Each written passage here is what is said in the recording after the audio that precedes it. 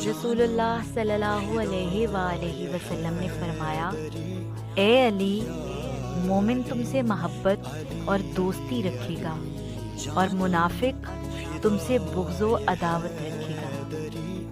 صحابی ابو سعید خدری رضی اللہ تعالیٰ عنہ فرماتے ہیں کہ ہم منافقین کو حضرت علی علیہ السلام کی عداوت اور دشمنی کے ذریعے پہچانا کرتے ہیں۔